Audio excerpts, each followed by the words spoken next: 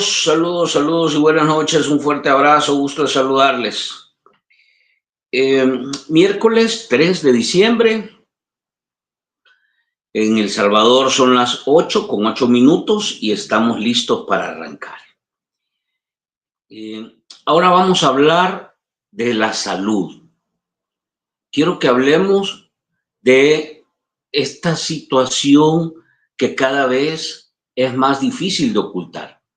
Hospitales nacionales, tanto del sistema público como del seguro social, sin insumos, sin medicamentos y sin capacidad para poder dar respuesta a pacientes en condiciones delicadas. Esto es lo que está pasando en materia de salud. Y a mí me sorprende que el gobierno esté preocupado por hacer una campaña de propaganda sobre una aplicación digital y no le dé respuesta a esto. Me sorprende que a esta altura no hemos visto al ministro de Salud o a la directora del Instituto Salvadoreño del Seguro Social abordando estos temas que son reales y son con los que se encuentran los pacientes todos los días del año. No hay medicamentos, no hay insumos, no hay capacidad de atención y esto que en muchos casos, vamos a ver un par de casos, la gente lleva su propia medicina y aún así no reciben atención. Quiero también ver esto porque me parece una cosa bien delicada. Lo que yo estoy percibiendo es que muchos de los pacientes que se enfrentan a esta situación están responsabilizando a los médicos, a los doctores, a las doctoras y al personal de salud, y no a las políticas públicas, a la escasez de recursos con las que están los hospitales, a la infraestructura deteriorada que tiene el sistema de salud. Entonces, ¿qué es lo que está pasando? ¿Por qué la población, por qué los pacientes están interpretando que este es un problema de médicos y no del sistema? Vamos a abordar eso también. Vamos a abordar el tema de despidos en el sistema hospitalario, en el sistema de salud pública. Vamos a abordar también sobre esta denuncia que trabajadores llegaron a esta demanda y denuncia que trabajadores llegaron a poner a la Corte de Cuentas sobre el Fondo de Protección de los Trabajadores. Hay varios temas que queremos tocar. Les invito, vamos a hablar sobre el sistema de salud, vamos a tocar algunos aspectos de carácter muy técnico en materia de salud sobre esta herramienta del doctor SB. Me interesa conocer opinión de parte de un médico profesional que conoce el tema, experto en el área, opiniones muy concretas que a nosotros como pacientes nos pueden ayudar, nos pueden orientar. Yo estoy convencido que más que propaganda en materia de salud, lo que se requiere es información real, con la que nosotros podamos valorar si esto está dando resultados o si simplemente se está utilizando para tratar de generar cortinazos de humo o propaganda. Vamos a ver si esto lo logramos despejar. Quiero darles la bienvenida, pedirles que nos regalen su like. Ayúdenos, por favor, a compartir este contenido. Mándelo a sus grupos de WhatsApp, a sus grupos de Telegram, de Signal. Mándelo por los grupos que tenga en X, si tiene TikTok. Ayúdenos a compartir esta información, que llegue a más gente, porque va a ser una plática muy interesante, educativa, informativa. Eso es lo que buscamos. No, esto no tiene que ver con que si este es el partido que donde estabas hace 30 años. No, esto es técnico, esto es informativo, educativo, que nos ayude a los pacientes cómo resolver, cómo atender y cómo responder mejor en la situación en la que estamos. Quiero darle la bienvenida al doctor Rafael Aguirre, que está con nosotros, secretario del Simetriz.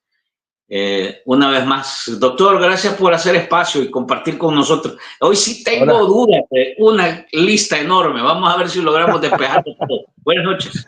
Sí, definitivamente es la de nunca acabar. Tendríamos nosotros conversatorio, perdón, toda la semana, Franklin, para continuar hablando del sistema de salud, realmente de cómo poder solucionarlo. Es que al final, cuando se hace una crítica, obviamente el objetivo es una crítica constructiva para poder generar las propuestas.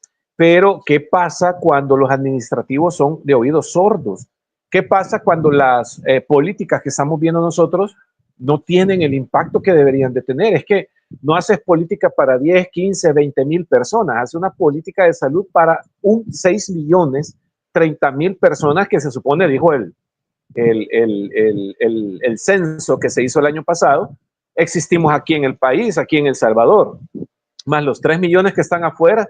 Entonces, definitivamente hay que hacer cambios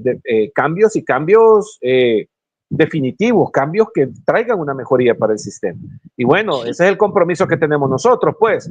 Esto no nos mueve otra cosa más que el sistema de salud, el derecho que tiene la población a un sistema digno, a un sistema que le dignifique, a un sistema que, si bien sea costo-beneficio, que sea costo efectivo, definitivamente traiga ese salto de calidad, ¿sí? Imagínate cómo se ha vendido anteriormente, 37 mil millones de dólares robados en los tiempos de Arena y Frente.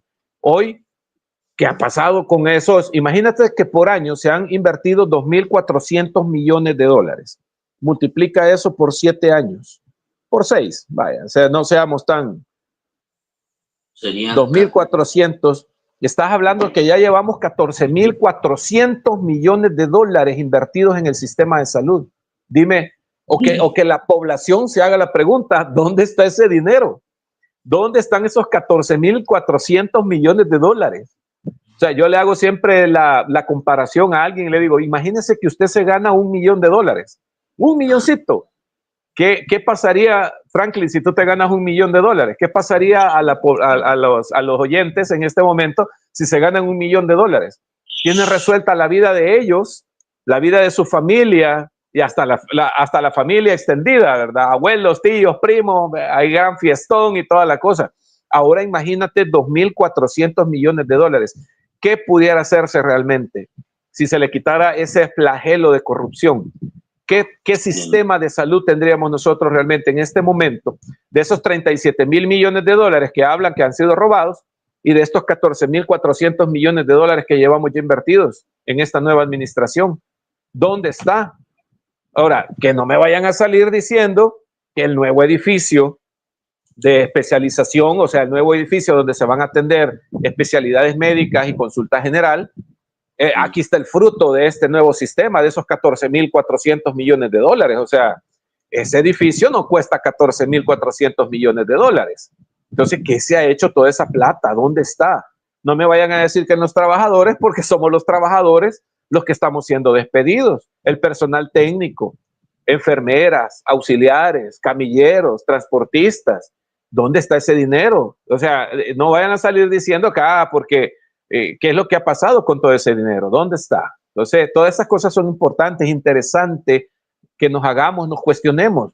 Qué bueno que hay apuesta por la modernización, pero ¿cuánto se está invirtiendo en esa modernización? ¿Cuánto nos está costando un aplicativo que no era necesario? No era necesario. ¿Cuántas personas tienen un teléfono de alta gama? Dime tú, un iPhone 17 Pro Max. ¿Quiénes tienen aquí un Samsung S25? ¿Qué población tiene acceso a ese tipo de celulares sofisticados en los cuales tú le pones el dedo, no solo con la aplicación actual, sino que con cualquier otra aplicación? Tú le pones el dedo en el infrarrojo y te calcula saturación, frecuencia cardíaca. O sea, esos teléfonos así son. Pero la mayoría de la población tendrá ese tipo de teléfono.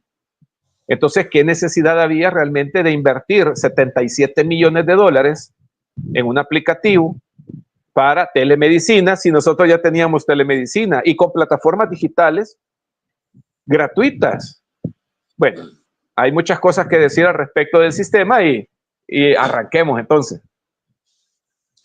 Mire, vamos a ver, sí tengo preguntas bien concretas del doctor SB, pero antes quiero hablar del sistema real y luego hablamos del sistema virtual, del digital.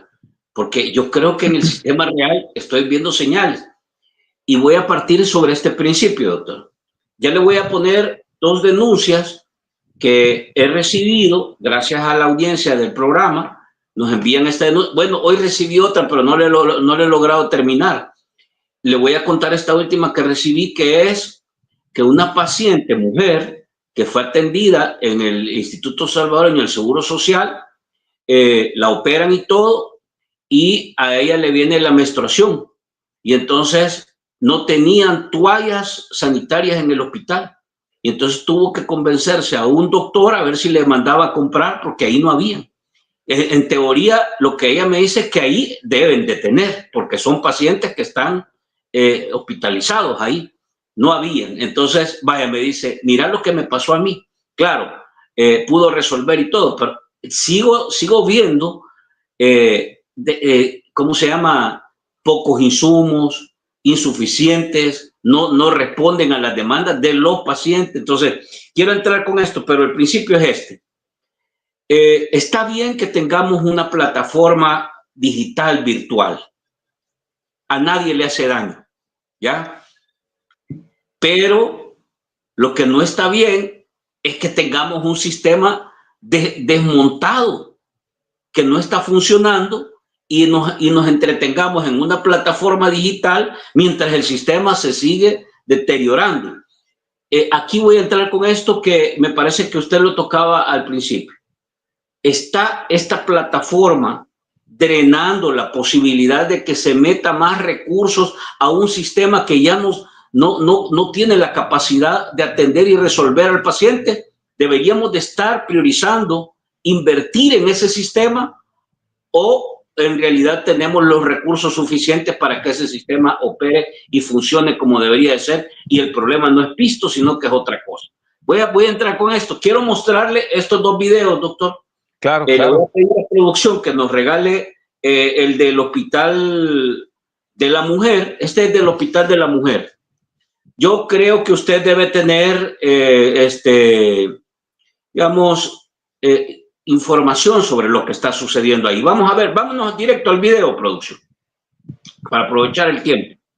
Aquí estamos desde nos encontramos en el Hospital de la Mujer, pacientes de quimios tirados en el suelo. Santo cielo. No hay dónde sentarse. Los médicos vienen a las 9 de la mañana porque tienen sus clínicas privadas y se van para otros lados. Aquí miren. Ella es una paciente de quimio y no hay ni a dónde sentarse. Jesús del cielo. Así es que aquí estamos.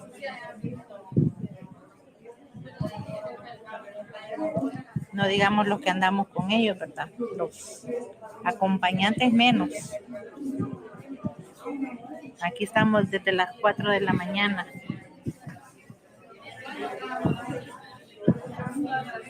Qué barbaridad.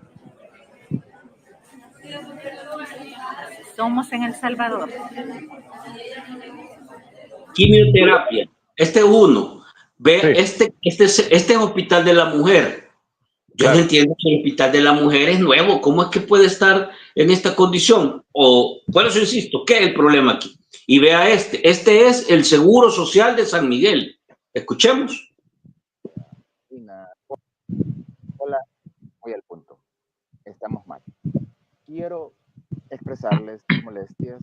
Miren, yo tengo mis agujas, porque las agujas que hay acá, yo he tenido muchos problemas con mi fístula.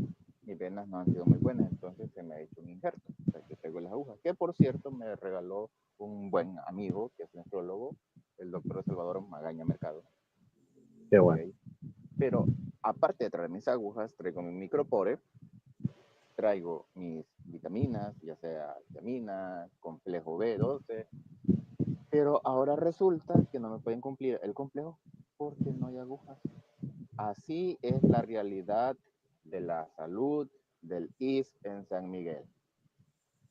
Cotizamos, no solo yo, tú cotizas. Imagínate, venís con el medicamento que tú traes y no te lo puedo cumplir porque no hay gringas.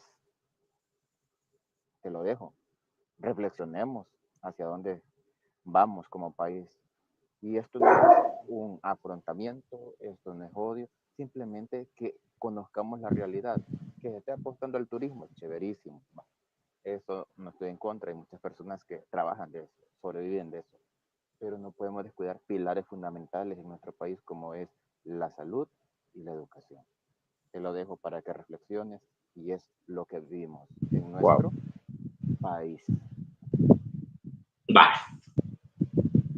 2 casos más este último que le comento, que uno podría decir que no hay toallas, no hay problema, pero es un paciente que está en la cama, que no puede ir a comprar. Entonces, vaya, esto que está pasando, esto que vemos, Hospital de la Mujer, el Seguro Social de San Miguel, ¿por qué es un problema de dinero?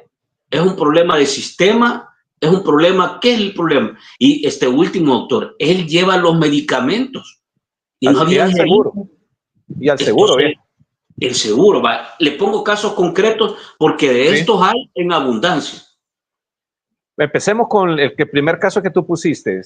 Imagínate la solución que le dan a las personas, a las mujeres que están menstruando, es que ocupen pamper. Imagínate un pamper de adulto. O sea, el pamper que normalmente ocupan, eso es incomodísimo completamente para las mujeres. Si de por sí es incómodo hacer tus necesidades fisiológicas en un pamper, Dios no lo quiera, yo no le deseo ese tipo de situación a ninguno de los que nos están escuchando ahorita, ni tampoco a los administrativos, por más culpa que tengan, es decir, a los directores, a los jefes de servicio, a la torre administrativa. Por más mal administrado que esté en este momento el Seguro Social, la mala gestión y la mala supervisión, yo no le deseo el mal a ninguno de ellos, ni siquiera deseo eso, pero qué incómodo es para los pacientes nuestros estar, imagínate, con esos pamper y a veces pamper que ya están sumamente llenos de esos desechos físicos. ¿Cómo apestan? ¿Cómo les incomoda eso? Bueno, terminan desarrollando este tipo de dermatitis del pañal, ¿verdad? Que se le conoce en los niños y lo terminan desarrollando adultos mayores, aún adultos normales, porque ellos no pueden cambiarse. Ellos van, piden y le dicen, ya se lo vamos a llevar, porque en este momento se le anda buscando, imagínate. Andan rebuscándose en los hospitales por todo ese tipo de insumos. O sea, esa es la verdad, esa es la realidad que tenemos dentro de nuestros hospitales. Es que mira, ¿por qué está pasando todo esto? Porque no se le está apostando a la prevención. No estamos previniendo las enfermedades. Imagínate, vaya, ese es en el primer lugar. Lo que estábamos platicando de las toallas sanitarias. Vámonos al segundo punto, a la paciente con cáncer. Imagínate, una paciente con cáncer que viene de una quimioterapia, viene probablemente a ingreso hospitalario para vigilarla mientras la quimioterapia. Tú sabes que cuando el paciente se somete a quimioterapia, los siguientes 15 días de haber finalizado la quimioterapia, las defensas caen prácticamente a cero. Ese es el objetivo de la quimioterapia, para destruir células malas. Entonces las defensas caen a cero y ese momento es un periodo sumamente delicado para ellos, porque un solo estornudo puede significar la muerte. Hay una bronquitis, en cuestión de horas hacen una neumonía y en cuestión de horas hacen una infección generalizada llamada sepsis y pueden fallecer por eso. Entonces lo que planteaba la paciente y lo que le pasaba a la paciente en ese momento, estar en el suelo, eso para ellos es mortal, pero ellos lo desconocen. ¿Por qué? Porque no hay nadie, Franklin, que les dé educación en salud. El paciente en quimioterapia o que va a quimioterapia o está post quimioterapia no puede tocar el suelo, por Dios, no puede tocarlo, porque el suelo está sumamente contaminado de bacterias, hongos, de virus, de cualquier cosa. La gente escupe y etcétera, etcétera. Ya tú sabes todo lo que puede pasar. La basura que se lleva en las suelas de los zapatos y todo eso. Entonces hay que hacerle educación en salud a la gente, que es cierto, por más mal, imagínate, ¿cuál es el problema? Que no se hace discriminación del paciente. El paciente llega fatigado, agotado o probablemente ya con una infección en desarrollo y no hay una discriminación de este tipo de casos. Alguien que haga una selección y le diga, no, este paciente está delicado, que pase esta área, este paciente puede estar sentado, este paciente puede estar parado. La mayoría de ellos obviamente tienen que estar o acostados o tienen que estar en sillas especiales o en sillas de ruedas para ser transportados fácilmente sin que ellos estén gastándose sus energías. Dicen algo, hacen una acusación muy peligrosa. ¿En qué sentido? Eso que dice ella, hasta las 9 de la mañana vienen los médicos porque ellos están en sus clínicas. Imagínate la falta de supervisión por parte de las autoridades. Si eso es así, qué desgracia definitivamente a lo que nos estamos afrontando como población salvadoreña, que tengamos, y este es el peligro de la privatización de la salud. O sea, este es el problema de no invertirle al sistema de salud. Y por eso es que nosotros luchamos, para que la gente, imagínate hoy cómo estamos, y que la humanización y todo esto, y aún así, si eso fuera cierto, que los médicos en lugar de estar dando consulta están en sus clínicas privadas, y no hay nadie que los supervise porque probablemente son cheros del jefe del área o porque son cheros del director, y entonces a eso sí no friegan, a eso sí no les llegan carta de supresión de plaza, a ellos sí no les hacen procesos sancionatorios, a ellos no les hacen ningún tipo de llamado, ¿sí? A los cheros de los directores. Si eso fuera así, definitivamente es un delito prácticamente, porque están abandonando sus funciones y sus responsabilidades. Pero imagínate, en ese punto. Ahora, a lo que voy es que no hay educación en salud para todos ellos y no hay camas. Nosotros lo hemos dicho, Franklin, son 500 camas hospitalarias que en este momento necesitamos a nivel nacional, tanto para el Ministerio de Salud como para el Seguro Social. Imagínate que en la emergencia del Hospital Médico Quirúrgico tengamos 80 pacientes esperando camas hospitalarias. En el Hospital General, al otro lado, 140 personas esperando camas hospitalarias, porque se han diseñado áreas que no eran para hospitalización, pero que se han tenido que adaptar por la gran necesidad que hay de ingresar pacientes y que los pacientes necesitan ingresos hospitalarios. Y esto es resultado, Franklin, de la falta de políticas de prevención. No estamos previniendo las enfermedades. Imagínate con el COVID, en lugar de haber, luego que salimos ya a las calles y todo lo demás, haber diseñado programas para que desde la adolescencia hasta la adultez mayor tuviéramos programas de educación, programas así como has visto tú en Corea del Sur, en Japón, donde las sociedades, donde las comunidades salen a los parques, a los diferentes lugares a hacer ejercicio. Eso es motivación, eso es prevención. Pero nosotros no lo hemos hecho. ¿Qué ha sucedido? Que en estos años ha incrementado la cantidad de personas con problemas de sobrepeso y obesidad. ¿Qué ha significado esto? 40% de estos pacientes tienen un alto riesgo de padecer cáncer. ¿Qué es lo que te estaba diciendo ahí la persona cuando hacía la queja? Mi familiar tiene cáncer. Ese problema del cáncer se ha incrementado a causa de, primero, los factores genéticos. Segundo, los factores ambientales, Franklin. Tenemos nosotros una alta contaminación de nuestro aire, de nuestro suelo, de nuestra agua. ¿Qué estamos haciendo? Eso es prevención. Si tú das un trato adecuado de las excretas, de los desechos sólidos, das un trato adecuado para el agua potable que hay que tomar, tú vas a prevenir muchas enfermedades. Pero tú ves en este momento que no hay políticas de prevención, no hay políticas de protección medioambiental. Entonces tenemos una alta contaminación que está llevando a un incremento también de estas situaciones de cáncer, enfermedades infectocontagiosas, enfermedades dérmicas, enfermedades oftalmológicas y en fin, tenemos un incremento importante de enfermedades que están saturando las emergencias de nuestros hospitales. Y por último, la última que tenías, el paciente con insuficiencia renal. Es que mira, aquí puedes ver tú los 3 procesos que yo te digo. Prevención, la medicina preventiva, la medicina curativa y la medicina de rehabilitación. El último paciente que vimos nosotros es un paciente que se hace hemodiálisis. ¿Tú sabes cuántas hemodiálisis a la semana tendrían que hacerse nuestros pacientes con insuficiencia renal? 4. 4 hemodiálisis, 4 horas por sesión. ¿Sabes cuántas están haciendo hoy nuestros pacientes? Estamos hablando de un 35-40% de ellos. 2.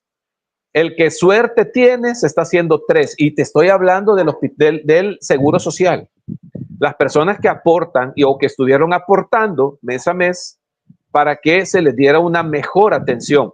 3, el que tiene suerte. 3 horas. Cuando no hay agua, porque esto es algo que sucede a diario, se cae el agua, hay problema con el agua estéril que se debe de ocupar para hacerse la hemodiálisis, se les acorta ese tiempo. Y los mismos pacientes lo han dicho, 2 horas, 2 horas y media se les da para limpiarles la sangre de tóxico. Y el otro problema al que se enfrentan es que por la falta de recursos que se tienen en disposición para los pacientes, a la mayoría se les está obligando a que pasen a diálisis peritoneal. Diálisis peritoneal tiene sus bemoles, la diálisis que se hace en el estómago los pacientes. Tú lo que necesitas es un lugar adecuado, pequeño, no necesitas de un gran edificio ni tampoco necesitas de una gran habitación para hacerse las diálisis peritoneales. Pero esto necesita de educación continua para la población. Educación continua que hoy estamos perdiendo porque estamos despidiendo a nuestros educadores en salud. Porque los pocos educadores en salud que están quedando los están utilizando en otras áreas. Porque como han despedido enfermeras, auxiliares de servicio y etcétera, etcétera, tienen que ir a cubrir también otras áreas.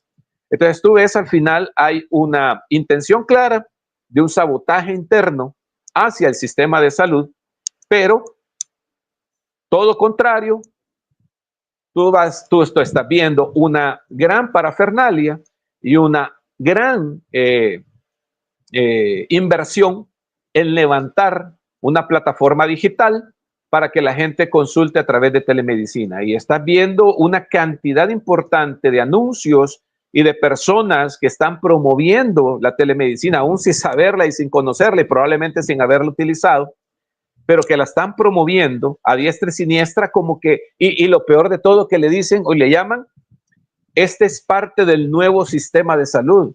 Pero ¿cuál nuevo sistema? ¿Cuál nuevo sistema? Y eso es lo que debemos preguntarnos como población. ¿Cuál nuevo sistema? ¿Dónde está el nuevo sistema? No existe un nuevo sistema de salud. Es el mismo sistema de salud con parches.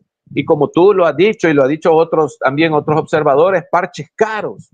Estás hablando de 77 millones de dólares que se van a invertir en este momento para telemedicina. 77 millones de dólares. Y algo que hay que recalcar, Franklin, no es gratuito. Imagínate cómo se llena. Eso sí tiene que dar resquemor, porque yo no he visto a ningún político de ningún partido político agarrándose la bolsa y diciendo, vaya, miren, aquí están 2 millones de dólares, yo voy a donar los medicamentos para este programa. Yo voy a donar los medicamentos para el otro programa. En ningún momento. Los 77 millones de dólares que se van a utilizar en telemedicina están saliendo de los impuestos de los salvadoreños. ¿De cuáles impuestos? Del IVA, de la renta y de la cuota que mensualmente pagamos, lo que tenemos seguro social, bienestar magisterial, los que están en Fosalud. Todas las personas que compran bebidas alcohólicas y cigarrillos, de ahí se extrae una cantidad importante como impuestos para pagar Fosalud.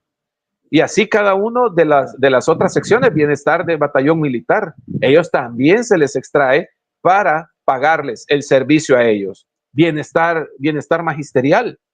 A los maestros se les descuenta una cuota para fortalecer, entre comillas, bienestar magisterial, pero tú ves la queja de los maestros que bienestar magisterial también ha caído en una decadencia muy importante y que están recibiendo a la mitad de medicamentos, se les están extendiendo las citas para los especialistas porque no encuentran y un montón de cosas más. Les retrasan el pago a los médicos, les retrasan el pago a toda la farmacia y a los laboratorios y por eso no quieren trabajar con bienestar magisterial.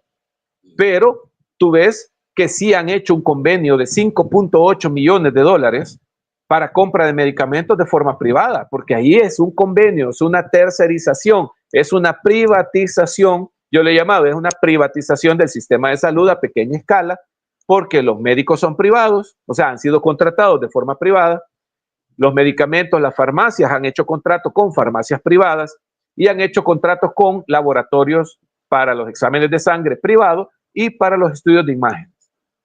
Todo es privado. Y esto es una privatización a pequeña escala. Y es una gran cantidad de dinero lo que se está invirtiendo para algo que apenas cubre el 3% de la población. Y el 97% restante está sufriendo la decadencia intencionada malintencionada por parte de la administración del Ministerio de Salud y la administración del Seguro Social, porque esto no tiene otro culpable más que los administradores. Los administradores, aquí, si se llegara a descartar que los médicos ya habían entrado, pero estaban atendiendo a pacientes hospitalizados, porque eso es lo que normalmente sucede, y lo digo por mi experiencia. Yo soy un médico que a las 7 de la mañana que entra, yo tengo que ver primero pacientes hospitalizados, desde las 7 hasta las 11 de la mañana, hacer los trámites respectivos de algún estudio, examen de laboratorio que necesiten nuestros pacientes, y posteriormente a las 11 de la mañana yo bajo a dar consulta, a hacer las evaluaciones cardiovasculares de los pacientes que van a ser operados para tumores, para ser operados de tumores, cáncer de mama, vesícula, etcétera, todas las cirugías que se hacen en el hospital médico quirúrgico. Otro compañero y yo estamos haciendo las evaluaciones cardiovasculares respectivas. Entonces son horarios que se establecen. Si se descartara que los médicos estaban en sus clínicas privadas, como lo menciona la persona que participa en ese video, pero tendría que aclararse cuál es el problema de por qué no hay camas, por qué los administrativos, por qué el director del hospital no ha hecho la gestión adecuada para que exista la cantidad suficiente de sillas de ruedas, de canapés, que exista la cantidad de camas hospitalarias para que estas personas no estén esperando en el suelo, que es lo que pasa normalmente en la emergencia de los hospitales que te he mencionado, que los pacientes esperando camas hospitalarias. ¿Por qué? Porque ya no caben los pacientes. No hemos hecho prevención estos últimos 30 años, ni tampoco estos 6, 7 años que ya lleva la nueva administración. No se ha hecho inversión en prevención y este es el resultado de no prevenir. Este es el resultado, Franklin, de no tener un plan nacional de salud. Si ese plan lo hubiéramos echado a andar hace 30 años, tuviéramos un sistema mucho mejor de lo que tiene Costa Rica, mucho mejor de lo que tiene Panamá, porque, mira, tampoco me voy a ir a comparar con Suiza, no me voy a ir a comparar con Colombia o no me voy a ir a comparar con otro país suramericano que tiene petróleo, tierras raras, tiene minas, o sea, no a las minas que tenemos nosotros, ¿verdad? Que tenemos que despedazar la mitad del Salvador, tenemos que despedazar para sacar unas pocas onzas de oro. O sea, no me refiero a eso, me refiero al hecho que son países ricos en medio ambiente y en todo lo demás. Vamos a ver, hay varias cosas es que de verdad que tengo, pero quiero salir de este tema de los pacientes, porque yo me imagino, doctor, que usted tiene una visión mucho más amplia e integral de la que yo puedo tener desde un enfoque más comunicacional y informativo. Pero o sea, no me termino de entender cómo un paciente tiene que llevar todos sus medicamentos para recibir una terapia, como usted dice, que debería de dársela porque es 2 veces, o sea, ni siquiera se cubre el 100%, pero el paciente lleva todo y no le dan la terapia porque no hay jeringa. Entonces, yo no sé a qué nivel se puede ver eso y quiero preguntarle en este sentido. Aquí hemos puesto 3 casos, pero quiero de verdad consultarle, doctor. Esto es el factor o el factor común, digamos, esto es el denominador común en los hospitales del sistema público y del Seguro Social, o estos son excepciones. ¿Y cuáles son los mayores problemas que registra esto? ¿Qué pacientes son los que están enfrentando esto? Esa es la regla, Franklin. Esa es la realidad a la que se encuentran los pacientes y ahí es donde choca el discurso y por eso las personas muchas veces en su frustración, en su desesperación, le echan la culpa al primero que ven y al primero que ven es el médico que va pasando por ahí. Sí, ese es el problema y eso es lo que nosotros queremos hacerle ver a la población. Eso no es un problema del médico, no es un problema de la enfermera. Es un problema de la administración local y la administración central. La administración local es el director local, es el jefe del departamento, es el jefe de farmacia, es el jefe de bodega. Ellos son los administrativos. Por algo se les puso ahí. Se supone que iban para saber administrar las cosas. Entonces, eso es lo que la gente tiene que entender.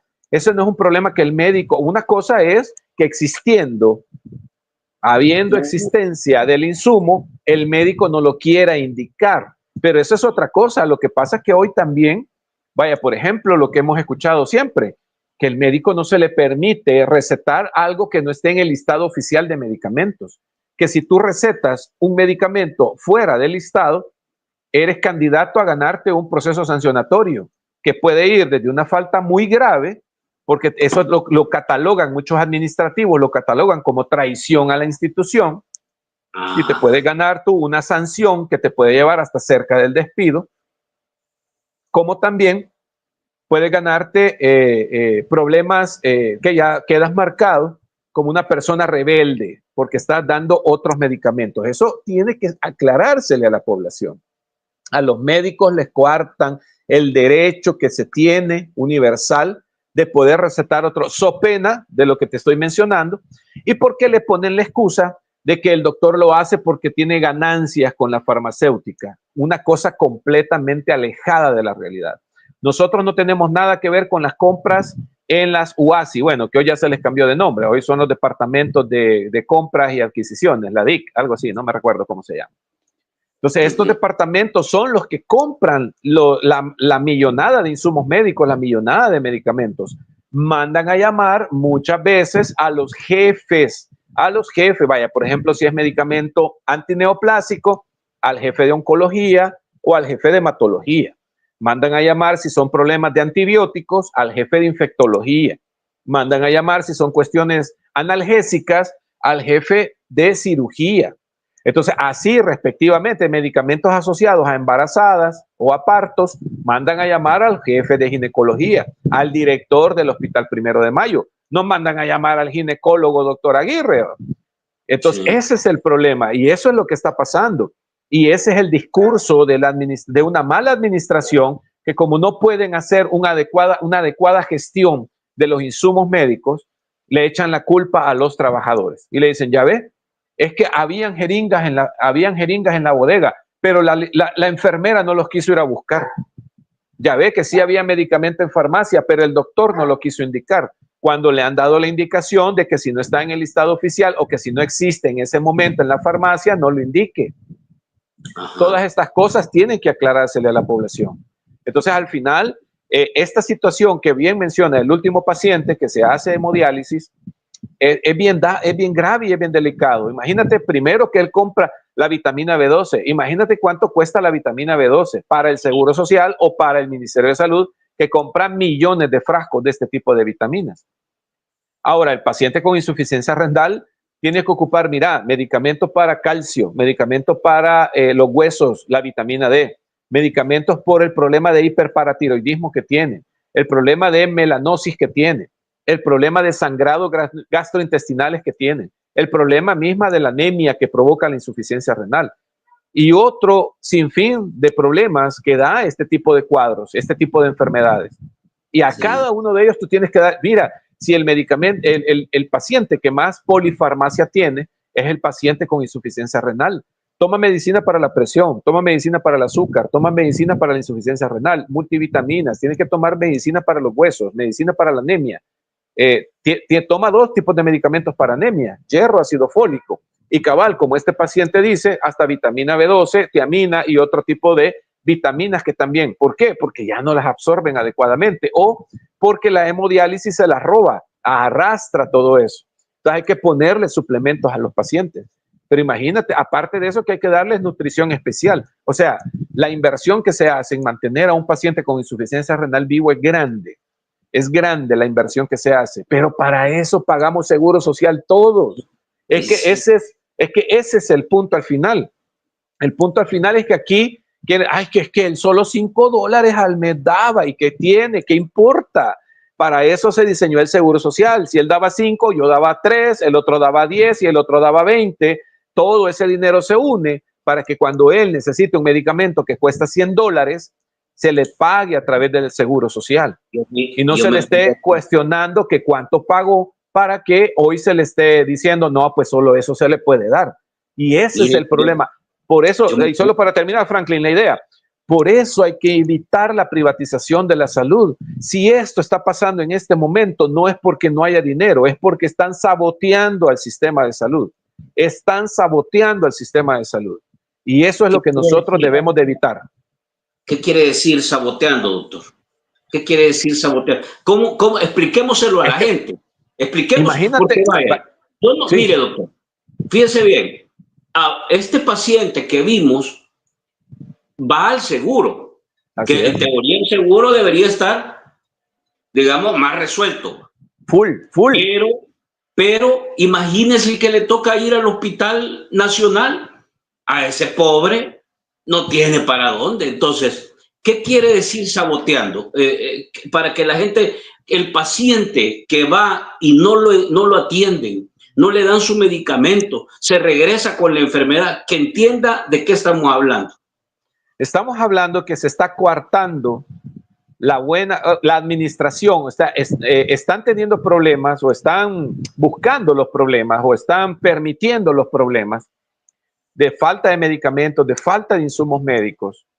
¿Saben dónde se pueden conseguir estos medicamentos? Es que vaya, mira, el ejemplo claro, el ejemplo clarísimo está ocurriendo en este momento con la plataforma digital para telemedicina y lo que ocurre en los hospitales. ¿Cómo es que tú si tienes todo en teoría, porque yo no lo he ocupado ni he escuchado a los pacientes hipertensos, por ejemplo, si les están dando el Exforge o este tipo de medicamentos que son de primera línea? En teoría, allá en lo privado sí hay de todo. Allá sí les están dando, si les indican 3 medicamentos, los 3 medicamentos les están dando. Y cuando van a la farmacia del Seguro Social o del Ministerio de Salud, no hay. ¿Cómo te explicas eso? ¿Cómo explicas eso? Eso es sabotaje.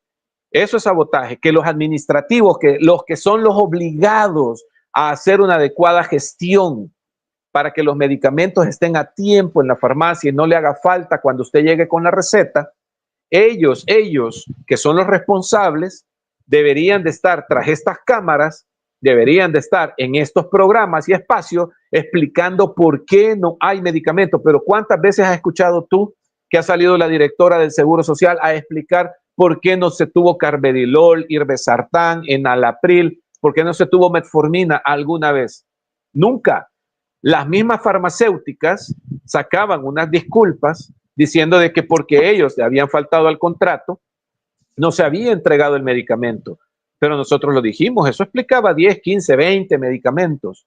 Pero ¿y los 50 restantes, los 30 medicamentos restantes, qué pasó? ¿Por qué no están? ¿Por qué si en una farmacia de la clínica comunal sí habían, pero en los hospitales no? Y viceversa, ¿verdad? Porque en los hospitales había medicamentos que se utilizaban en las clínicas comunales y en las clínicas comunales no. Entonces, todas esas cosas y denuncias que hemos hecho con pruebas y respectivamente en su tiempo adecuado, ¿por qué todas esas situaciones nunca vimos nosotros explicarlo a nadie, a ningún administrativo? Tú has visto a Simetriz y tú me has visto a mí, has visto a otros compañeros hablar al respecto del tema. Pero ¿por qué una autoridad competente no salió a explicar por qué hacía falta el medicamento? Nunca. Entonces, esa es la situación y eso es lo que la población debe de ver. Ahora, ¿eso es querer atacarlos políticamente? No, hombre, Franklin, por Dios, o sea, es el derecho ciudadano que tenemos, así es, de saber qué está pasando con esos medicamentos. Le voy a decir, doctor, ¿qué es lo que debería? Vamos a ver, esto ya tiene que ver no con salud, tiene que ver con gestión de la salud.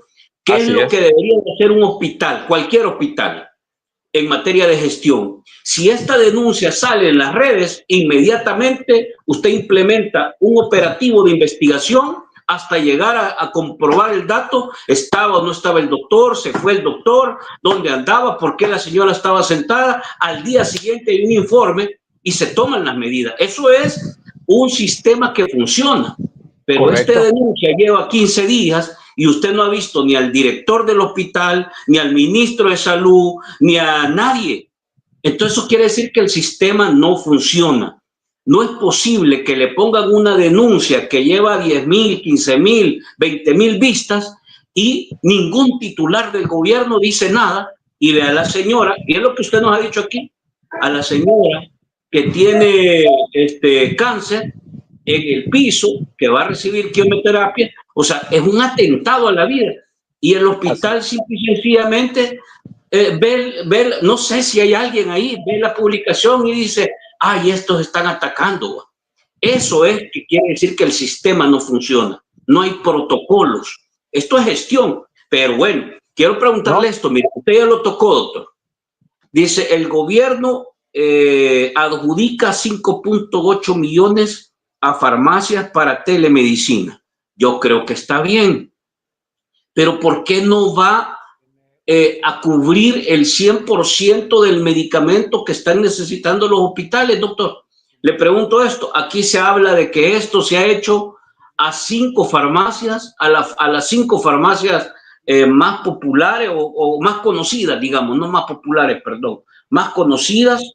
Dice, el gobierno de El Salvador adjudicó 5.8 millones a 5 empresas por el servicio de almacenamiento, gestión, dispensa de medicamentos para el programa de telemedicina.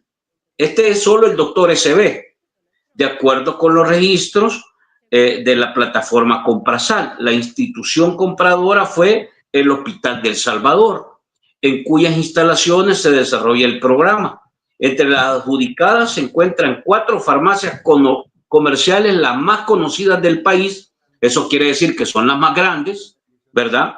Y una empresa de servicios quirúrgicos que tiene récord de haber obtenido otros contratos previos para la venta de medicamentos al Ministerio de Salud. No se podría decir si esto tiene que ver con otro tipo de relaciones o amarres, o es que en realidad son las únicas empresas que pueden cubrir la demanda. No se tiene más elementos, porque, insisto, no hay información que transparente este tipo de operaciones. Vamos a ver, esto es un tema en El Salvador. Una de las quejas más grandes de los salvadoreños en el tema de salud son la falta de medicamentos. Esto lo resuelve, dicen allí. Pero estamos hablando de telemedicina, no de lo que está en los hospitales. Quiero preguntarle su opinión respecto a esto. ¿Por qué invertimos aquí y no invertimos allá? ¿O no abastecemos correctamente el sistema real? Le pregunto como médico. Sí, Franklin, o sea, este es el análisis que deberíamos de hacer. Imagínate, 5.8 millones de dólares para compra de medicamentos. Vaya, vamos con el Seguro Social. 64 millones de dólares para medicamentos antineoplásicos. En total, estamos hablando que el Seguro Social invierte unos 200 millones de dólares en medicamentos, contra 5.8 millones de dólares. Ahora, la pregunta aquí es así, bien clara. ¿Cómo una empresa X que le abastece a las diferentes farmacias estas que hemos visto, que han ganado esas licitaciones de esos 5.8 millones de dólares, cómo una empresa que abastece a esta farmacéutica va a preferir, ya viste los montos, 700,000, 900,000, etcétera? ¿Cómo una farmacéutica que vende los medicamentos va a preferir venderles 900,000 dólares a esta farmacéutica, a esta cadena de farmacias, perdón, y no le va a querer vender al Seguro Social, que le va a comprar 200 millones de dólares en medicamentos? ¿A dónde tú vas a tener más ganancia? ¿Con 5 millones de dólares o con 200 millones de dólares? Entonces, aquí es donde entra la pregunta. Bueno, ¿cómo es que no se ha hecho la gestión entonces en el Ministerio de Salud y en el Seguro Social para comprar ese medicamento? Si la ganancia, porque estamos hablando de ganancia, estamos hablando de privados. Aquí estamos hablando de empresas privadas. ¿Cómo es que sí prefieren esos 5.8 millones de dólares, pero no prefieren los 200 millones de dólares en medicamentos que se invierten al año? Sí prefieren quedar mal con el Seguro Social, pero no prefieren quedar mal con esta cadena de farmacias. Estas cadenas de farmacias sí tienen de todo, en teoría. Yo, como te digo, yo no sé si tienen la cantidad de Forge, la cantidad de Irbesartán y de todos los medicamentos que nosotros ocupamos con los pacientes que tenemos en el Seguro Social. Pero esa es la pregunta, o sea, ¿cómo vas a preferir tú 5 millones de dólares de ganancia a 200 millones de dólares de ganancia? Entonces ahí es donde entra el problema. Como en el Seguro Social pueden hacer changoneta con los contratos y no hay nadie que les diga nada, absolutamente nada, y pueden atrasarse todo el tiempo que quieran. Entonces hacen changoneta con los pacientes a nivel institucional. Pero Dios guarde, que hay que cuidar esta situación. Entonces esa es la hipocresía, la doble moral que está existiendo en este momento. ¿De parte de quién? Bueno, ¿quiénes son los que administran en este momento el sistema de salud? ¿Cómo es que sí se tiene para comprar medicamentos en esa plataforma digital y no se tiene medicamentos para fortalecer las farmacias institucionales? Ahí está la pregunta, o sea, ahí está la lógica de todo esto. Y por eso debemos de tener cuidado. Qué bueno aproveche quien quiera, ¿verdad? Aproveche ahorita, porque como que es piñata, aproveche los dulces. Pero hay que tener en cuenta algo claro, así como cuando llega el político y anda regalando sombrillas, paraguas, sombreros, cachuchas y todo eso, aprovecha, agarre la camisa, aunque sea de trapeador le va a servir, agarre la gorra, de todos modos el sol protege, hay que protegerse del sol. Entonces, lo mismo también aquí, ahorita el político ha agarrado el dinero como que es a la garduña, ¿verdad? Y agarre su dulcito, y son dulcitos al final, pero lo importante es qué va a pasar después de eso, a dónde va a quedar el sistema de salud. ¿Cómo lo vamos a fortalecer? ¿Cómo vamos a hacer para hacer llegar los medicamentos a las farmacias? ¿Cómo vamos a hacer llegar los insumos médicos, las bolsas de colostomía, la insulina, las jeringas? ¿Por qué no hay jeringas para dárselas a nuestros pacientes diabéticos para que se le apliquen la insulina en su casa? En lugar de que tengan que estarse desplazando hacia el centro, gastando en transporte, gastando en alimentos y gastando tiempo, algo que lo pueden hacer en su casa. Se les dan fácilmente 30, 60 jeringas y allá en su casa que se las coloquen. Así hacen en todo el mundo. Imagínate cuántos TikTok tú has visto de chicas jóvenes que se están preparando su quimioterapia ya solitas, que están desenvolviendo y todo lo demás. Eso se puede hacer también con el paciente diabético. Se le enseña cómo prepararse la insulina de frasquito que hay y él solo que se la aplique.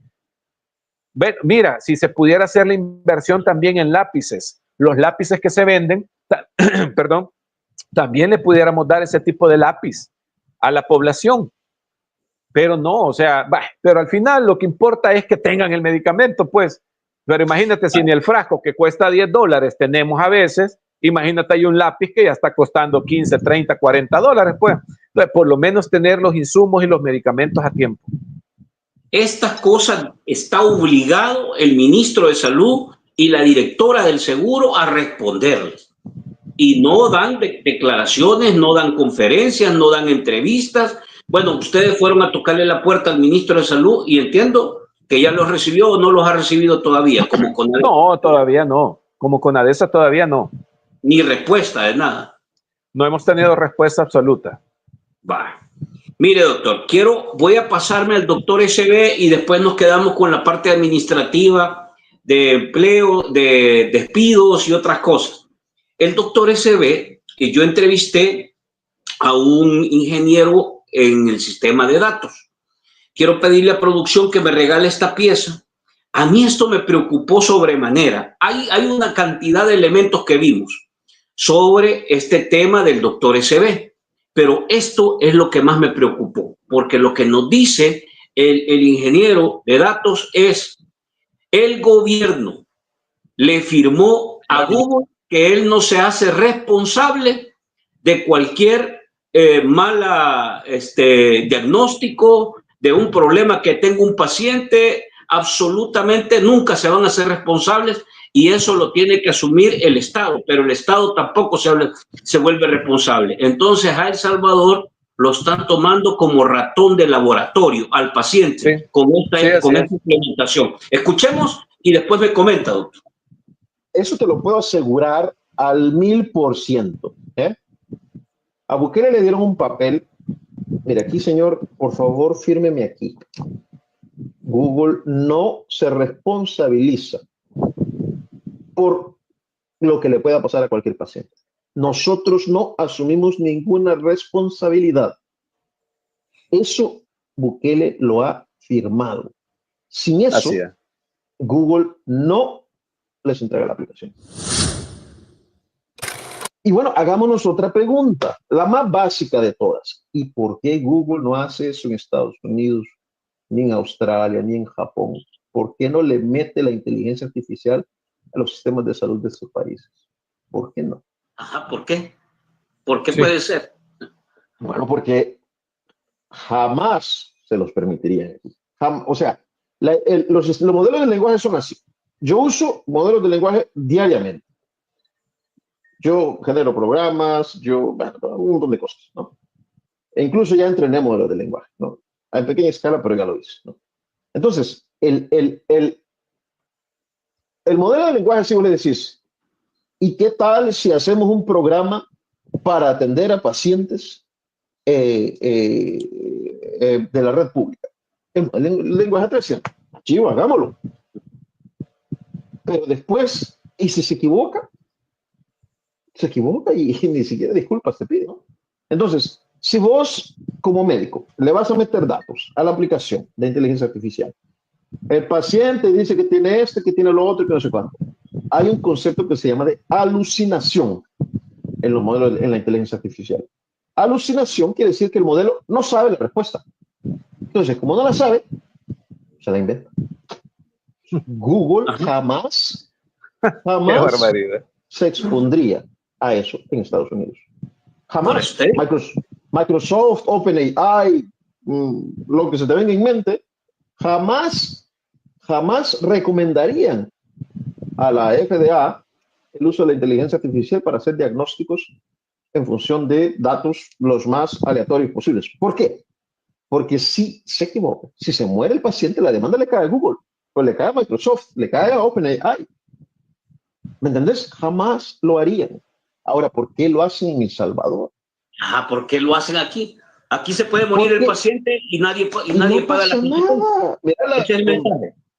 Sin politizar el caso, pero es alarmante la muchacha que asesinaron enfrente del Palacio Nacional.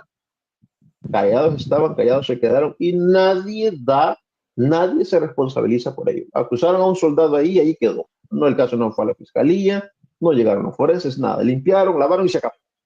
Entonces, Bukele, eso te lo puedo asegurar al 1000%. A Bukele le dieron un papel. Mira, aquí, señor, por favor, fírmeme aquí. Google no se responsabiliza por lo que le pueda pasar a cualquier paciente. Nosotros no asumimos ninguna responsabilidad. Eso Bukele lo ha firmado. Sin eso, Google no les entrega la aplicación. ¿Y quién es el responsable? El gobierno salvadoreño. Pero el Estado tampoco se responsabiliza. Esa es la verdad. Cabal. Lo que nosotros estamos delante de lo siguiente. Las farmacéuticas se van a África, se van a América Latina a probar remedios con gente. Primero prueban animales, ¿no? Pero bueno, ahora hay que probar con gente. Se van a África, se van a América Latina, quizás se van a algunos países asiáticos, yo qué sé, ¿no? Donde los gobiernos no dicen ni pío lo que sea. Nosotros estamos delante de eso que las farmacéuticas hacen. Google lo está haciendo en El Salvador con la inteligencia artificial. Porque si esto, de alguna manera, no está pagando, llega a funcionar, ¿no? Y claro, el señor presidente, pues le encanta hacer propaganda sobre lo fenomenal y lo genial que él es con sus proyectos. Pero Google jamás va a ofrecérselo a las autoridades de salud, ¿no? En países como Estados Unidos, como Holanda, como España. Porque estos países le van a decir, bueno, pero usted se responsabiliza por el diagnóstico que usted va a hacer, que su inteligencia artificial o que su modelo de lenguaje va a hacer. Google dice, no, yo no. Pues si usted no se responsabiliza, tampoco lo usamos. Y esa es la razón más clara por la cual esto no se usa en los países desarrollados. Porque el modelo de lenguaje, si se equivoca, equivocado está. Y aquí, y es más, si vos le haces una pregunta, vos podés testearlo ahí. Entra a ChatGPT y le preguntas, mira, tengo tal cosa, como médico, ¿qué me recomendás? Y probalo. Él te va a decir, no, yo soy un modelo de lenguaje. Yo no le puedo hacer diagnósticos. Yo le puedo decir lo que eventualmente podría hacer, pero yo no le puedo recomendar absolutamente nada. Eso te lo puedo hacer. No, asusta, doctor. Se lo digo, un ingeniero asusta. ¿Cómo ve eso usted? No, es que todo, no hay palabra ahí errada, no hay palabra que caiga al suelo. O sea, todo lo que él menciona es así. O sea, ese es el problema de utilizar los modelos de inteligencia artificial, cualquiera que tú puedas, ahí como lo dijo él, Microsoft, OpenAI, esta de Gemini, lo que sea que tú quieras ocupar.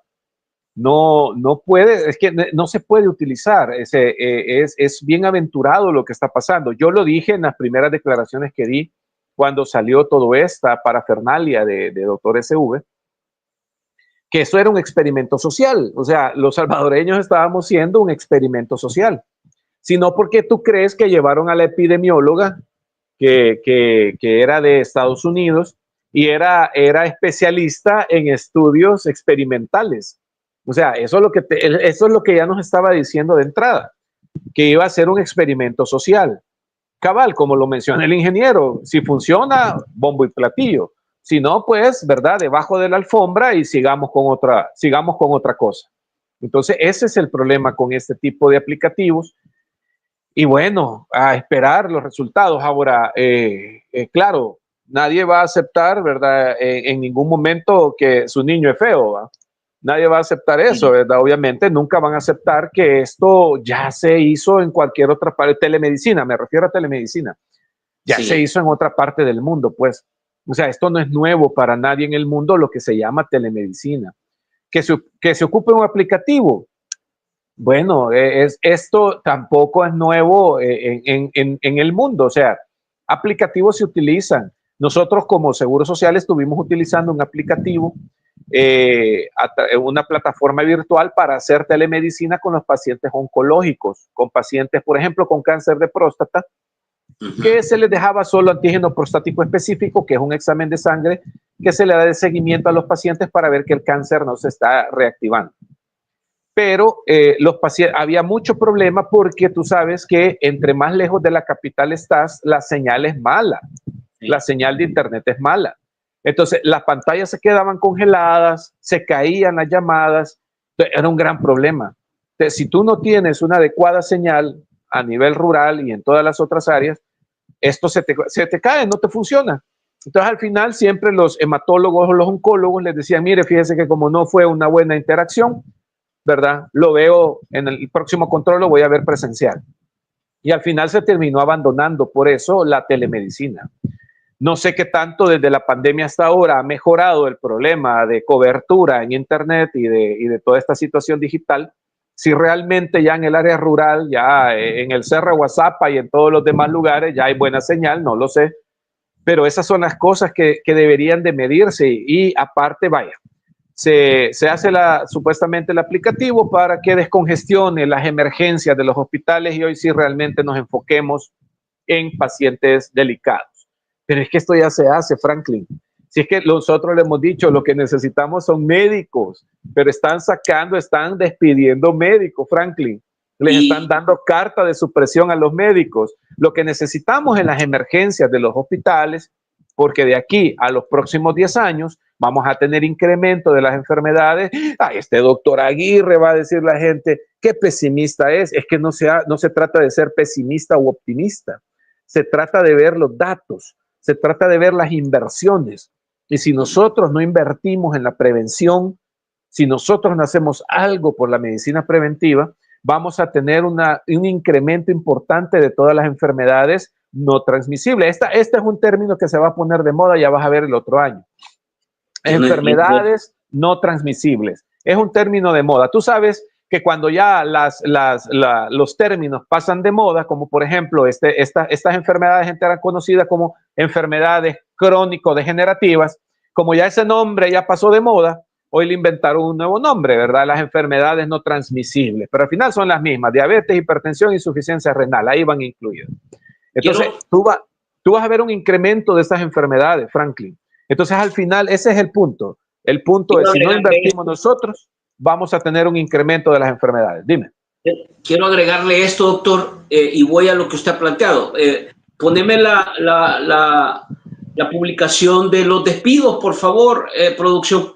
Usted acaba de hablar de despidos, entonces yo no entiendo si hay despidos, ¿qué es lo que está atendiendo? Si están despidiendo médicos, ¿quién está atendiendo el tema de la telemedicina? Esta publicación, vamos a la portada, a la portada de una vez.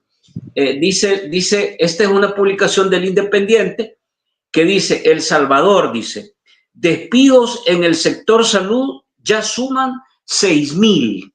Entonces a mí me parece esto totalmente contradictorio. Yo no entiendo, si seguimos escarbando y haciendo huecos en el sistema de salud, ¿cómo es que otro sistema virtual nos va a resolver? ¿Qué quiere decir 6,000 despidos en salud en las condiciones en que estamos? En realidad alarma. ¿Y qué pasa? ¿No sirven los profesionales? ¿Los médicos son malos? ¿Han hecho investigaciones? ¿Hay algún proceso? ¿Se ha recontratado médicos? ¿Qué es lo qué pasa ahí en eso, doctor? No, no, definitivamente. Y aquí hay que hacerle un anuncio a todas las jefaturas y a todos los que son coordinadores de área, Franklin. Y como se ha dicho antes, esta situación va a pasar y se les va a juzgar por lo que ustedes, por las decisiones que ustedes tomaron. ¿Por qué? Porque se les han pedido listados, Franklin. Imagínate, sin ningún tipo de marcadores objetivos que te digan que era un bueno, malo, mediocre trabajador. Si el simple hecho si te caía bien o te caía mal. Vaya, mire, búsqueme ahí la gente que ha sido malcriada, la gente que cualquier cosa se podían inventar. Se les pidieron listados, Franklin, y en base a esos listados, con base a esos listados, se les han estado entregando las cartas de supresión de plaza. ¿Qué quiere decir a eso? Que el mejor amigo del jefe obviamente no está en esos listados. Ese que se escapa, ese que llega borracho, ese que usa drogas, ese que es loco, ese que atiende mal a los pacientes, ese no está ahí, porque como es el chero del jefe, como es el chero del director, ese no está, ese no va. ¿Me entiendes? Y esa ha sido la situación. Y a esos jefes que utilizaron el mal corazón para poner a gente ahí buena, gente con experiencia, y que han sacado de los diferentes hospitales, como a la neurocirujana que sacaron del Hospital General, como a la médico internista que sacaron también del Hospital General, esos jefes que pusieron a esos médicos muy buenos, de una gran capacidad, pero que los pusieron ahí porque les caían mal, ellos se van a tener que enfrentar a la justicia, porque definitivamente no tomaron la mejor decisión, no hicieron ningún proceso administrativo, no tenían las pruebas de que ellas eran malas trabajadoras. Y eso más adelante les va a pasar facturas a todos ellos. Porque esa sí ha sido, Franklin. Todas las supresiones de plaza han sido solo por dedo. Poneme en el listado ahí al que te caiga mal, al que te han contado de que no es buen trabajador, ¿verdad? Ese ponele ahí. Y eso es lo que ha sucedido, Franklin. Entonces tenemos nosotros un déficit de profesionales de salud para que nos atiendan en este momento, ahorita, para que me atiendan ese montón de pacientes que están en los hospitales, y tenemos una sobrecarga. Pero imagínate qué es lo peor. Las señoritas enfermeras están llegando a trabajar enfermas con gripes o con diarreas leves, están llegando a trabajar por el miedo a que los pongan ahí, porque les han dicho, imagínate con lo que han asustado, de que si se incapacitan las personas, pues pueden ser tomados también para ponerlos en los listados como número 1 para poder ser entregadas las cartas de supresión de plaza. A ese punto se ha llegado. Veíamos en un periódico digital nosotros este tipo de denuncias que se hacían, que se le han pedido a las jefaturas que pongan con nombre y apellido a la gente y que hagan un listado, y que ese listado se va a tomar para sacarla a la gente, para despedirla. Qué terrible esta situación, porque no está dejando completamente sin el derecho a la salud a la población. Y tanta gente como esas personas que viste ahí tiradas en el suelo, no viste, imagínate que a puras penas 2 estudiantes de enfermería, me imagino yo, que iban con gabacha corta, apenas 2 pasaron. O sea, tú no viste pasar en esos 3-4 minutos que duró el video, ahí no viste pasar ni un médico ni una enfermera, solo puros estudiantes viste pasar. Esa es la realidad con la que nos estamos enfrentando en este momento. Y eso, doctor, es una orientación que viene de parte de la Dirección de Salud y del Seguro Social, o de parte de los intermedios, o viene desde arriba, de Casa Presidencial, por ejemplo. ¿Ustedes tienen alguna información de esto? De la línea de orientar despidos, porque esos son despidos selectivos, ya correcto, de manera directa, y tienen connotaciones políticas también. Así es, Franklin. O sea, lo que las jefaturas intermedias le dicen a los subordinados cuando los congregan y les dicen, vaya, va a haber hoy matutina. vaya, vamos a decirles que en este momento han pedido listados, ¿verdad? Así que estos próximos meses, si no quieren estar en esos listados. Y en segundo lugar, aquí los sindicatos ya no valen, ya no hay contrato colectivo. Así los amenazan a las personas. Es tremendo. Así los están amedrentando. Y ellos lo dicen bien claro. Y estas son indicaciones que mandan desde la dirección general. La directora general, la subdirectora y el gerente de salud son los que están dando estas órdenes. Verbales, ¿cómo las están dando? Las están mandando a través de correos electrónicos y las están dando de forma verbal. Entonces, al final, ¿quién va a ser juzgado por este tipo de actitudes? Son los jefes intermedios. Son las personas que firman ese tipo de listados y que han entregado esos listados. Entonces, ellos son los que van a tener que encarar también la justicia. Me han quedado varias, pero tengo preguntas y comentarios también, no les hemos dedicado tiempo, pero quiero cerrar con esto. Le pido a producción, regálame por favor la denuncia de los trabajadores, producción. La tienes ahí del Fondo de Protección de los Trabajadores. Quiero preguntarle esta denuncia que apareció esta semana, doctor, y después de esto nos vamos a sus comentarios. Le voy a pedir, doctor, que me aguante unos minutitos más después de la hora para que podamos responder algunos comentarios. ¿Qué pasa con esto, doctor? Se lo leo rápido. Dice, el Comité de Trabajadores por la Defensa del Fondo de Protección de los Trabajadores del Seguro Social solicitó una auditoría financiera operativa de control y de cumplimiento de objetivos del fondo ante denuncias sobre la disponibilidad de sus recursos. Ahí hay dudas de qué está pasando con esos fondos. Eso es lo que entendimos de la conferencia de prensa que ellos dieron. ¿Usted puede ayudarnos a entender qué pasa en esto? Sí, el Fondo de Protección nace en el contrato colectivo allá por 1993 más o menos.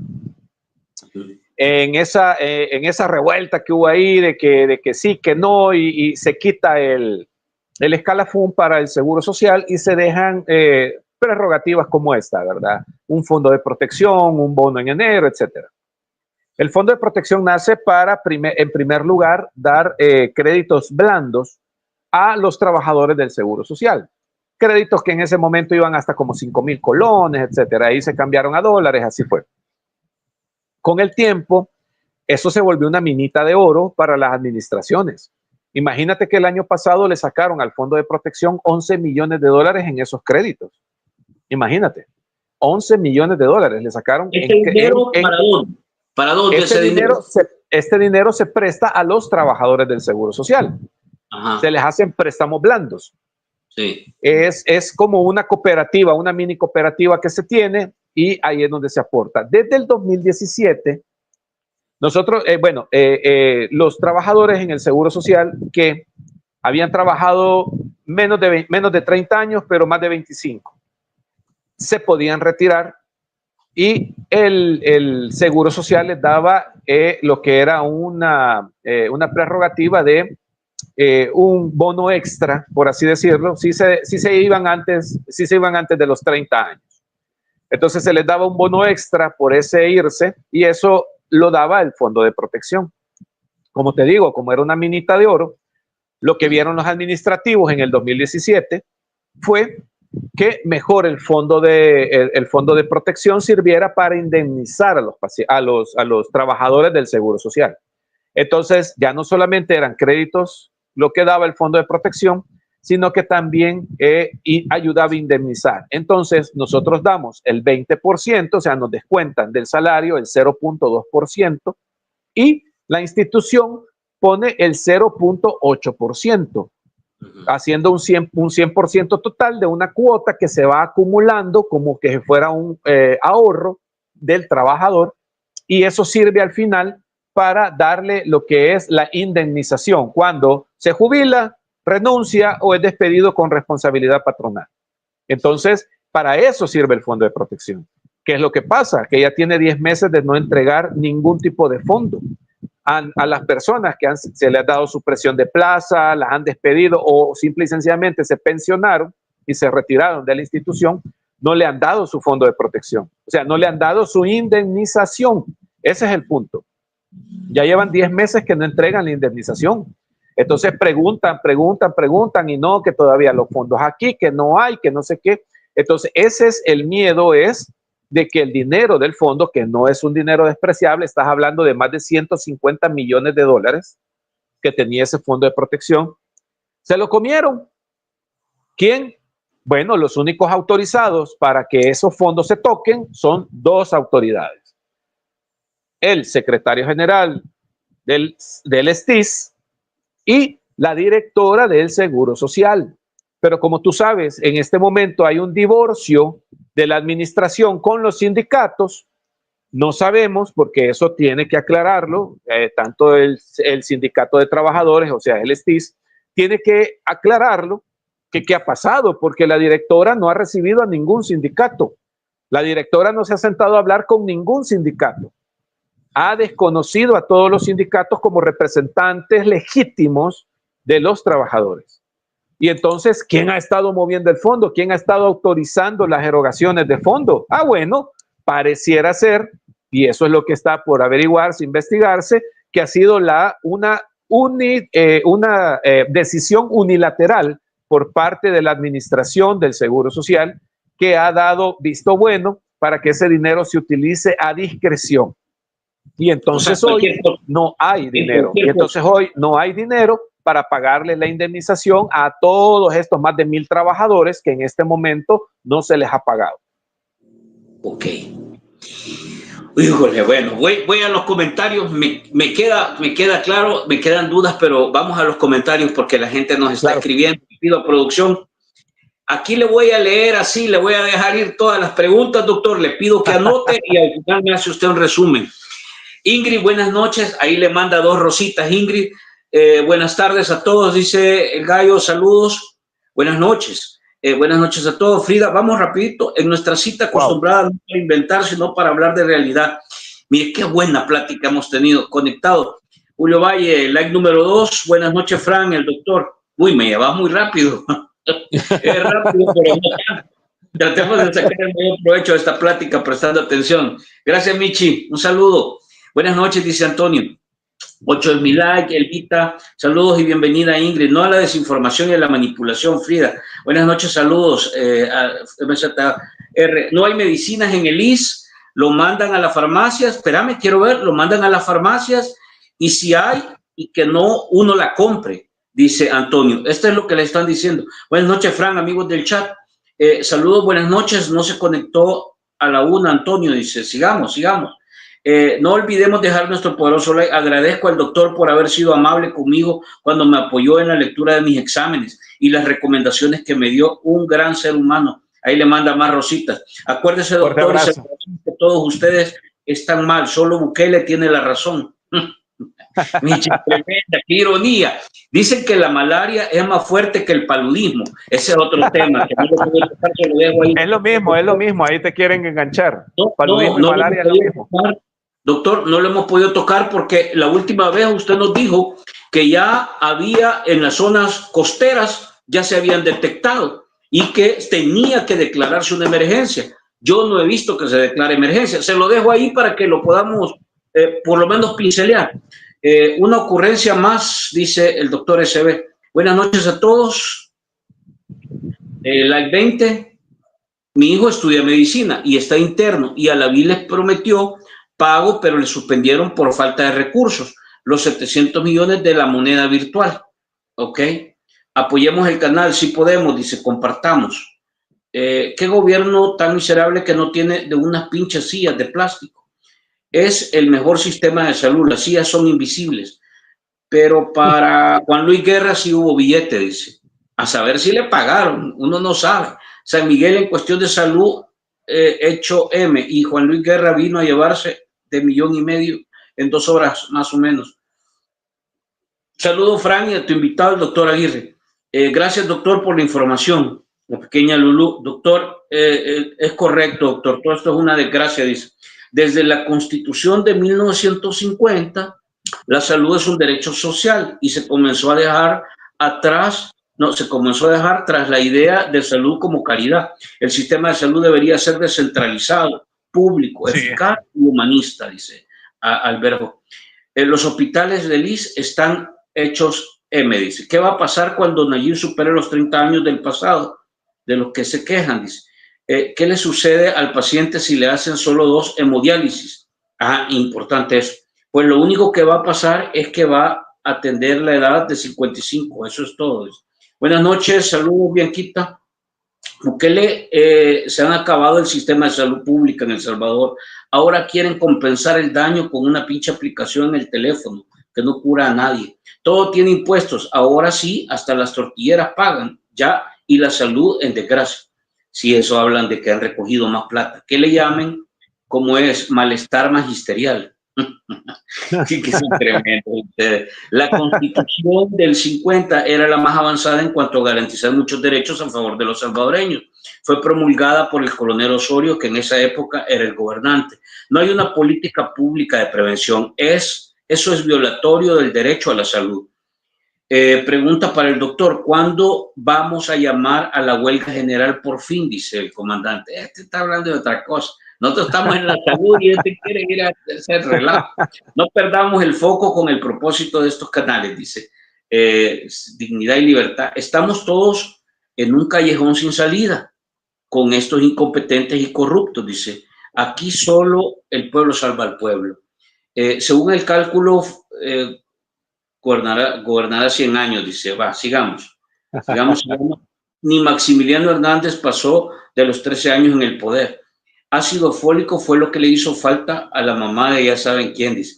Y saben lo que más molesta es que la directora del seguro, con sus vestidos de pasarela de 1.500 y con préstamos de hipotecario con fondos públicos y el sistema desabastecido.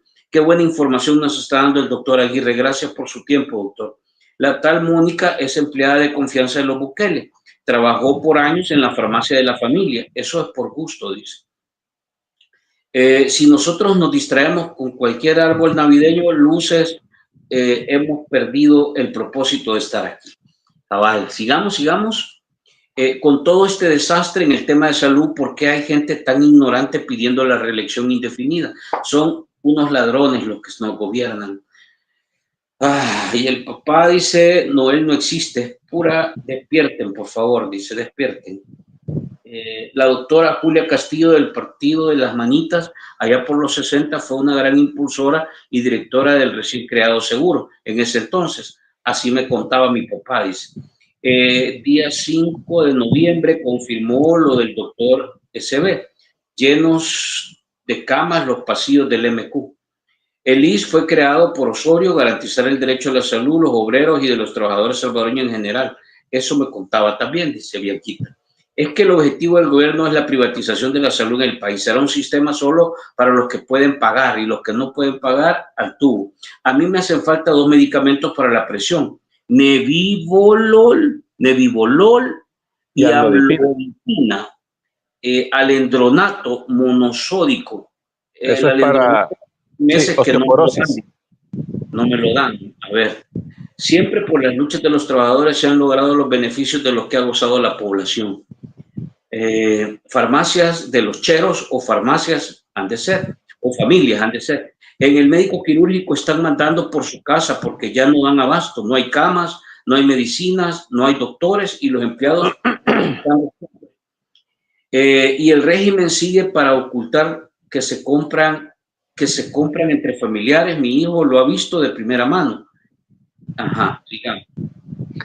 Doctor, también es importante que se invierta en los exámenes para un diagnóstico a tiempo. No toda la gente tiene dinero para los exámenes privados. Por eso mucha gente se muere. No es culpa de los doctores, dice Ingrid. La gente dice con molestia: ese doctor se va, y le señala. Eso también tóquelo, doctor Franklin. Ni los va a recibir a ellos, solo hacen que les dicen cállense, dice. La Constitución garantizaba muchos derechos en favor de la población que nunca antes habían sido reconocidos por los gobernantes. Yo prefiero no pagar el seguro social que estar exponiendo mi vida a este gobierno asesino, dice. Somos el laboratorio. Así me decía Edwin, me decía: ratas de laboratorio. Somos el país de la changoneta. Derechos sociales, el trabajo, la salud, la vivienda, la educación. Bukele permite que seamos el Alcatraz de la región, que seamos la tierra del volátil Bitcoin, que explota en la minería, la energía nuclear, y ahora viene con Dr. SB. Una doctora que aproximadamente 45 años murió de cáncer. Ella trabajaba en el Seguro Social. Ya lo dijo el mismo El Salvador, es un país tercermundista y como tal nos están tratando. Me estoy muriendo, ¿qué hago? Dice el Dr. SB. No, pues busque un colchoncito para que sea apacible. Saludos a todos, gracias por su rebeldía y felicito a Fran por su programa, una extremada paciencia. De los creadores, dice Chivo Wales, nos llega el Chivo Doctor. No te cura, pero te entretiene. El Canal 21 le hizo publicidad al entrevistador haciendo una prueba y dejó en evidencia que la aplicación le da medicinas a personas sanas. Tremendo esto. La telemedicina está bien quizás para gripes, conjuntivitis o procesos psiquiátricos, pero no resuelve profunda la crisis de salud. Debido a la presión que hacían las luchas de los trabajadores, la oligarquía accedía a proporcionar algunas prestaciones. Nada ha sido gratis. Ahora los Bukele, no terminé de leer ahí. Vamos a ver cuánto aprovechado pasará consulta para ir a telemedicina sin estar enfermo. Somos motivo de burla para el mundo. Eso me decía Edwin. Te garantizo, me decía Edwin, que los médicos, los profesionales de la salud en el mundo se están riendo de El Salvador, me decía. Y sabes que me decía algo, voy a cerrar con esto. Sí. Me decía, en otros países que tienen, digamos, sistemas de colegios médicos mucho más fortalecidos y sindicatos mucho más fortalecidos, esto no te lo aceptan. Y le dejo la pregunta, ¿qué colegio médico o qué sistema médico validó esta herramienta? Porque estamos hablando de medicina. ¿Hay algún médico que haya validado esto? Nuestro colegio médico, alguien que nos dé fe de que esto funciona. Vale. Le dejo ahí los comentarios, doctor, porque muchas ya gracias. No vamos a ver lo demás. No, gracias. Y el que voy a resaltar primero es el que hace ya no pago seguro social. Esa es la ideología que se quiere introducir. O sea, por eso han mediocrizado, por eso han metido en esta mediocridad al sistema de salud, porque eso es lo que le quieren meter a la gente en la cabeza. Pero los seguros, lo que ya demostró a lo largo del mundo la privatización es que la seguridad, o sea, que el sistema se encarece. ¿Y qué es lo que pasa? El Ministerio de Salud pasa a ser un auspicio, o sea, pasa a ser cuidados paliativos. Bueno, cuidados paliativos realmente es una práctica especializada médica que mis respetos para ellos. Pasa a ser un auspicio, pasa a ser un hospital Divina Providencia, por ejemplo. Pasa a ser solamente un lugar de cuidado mientras se muere la persona.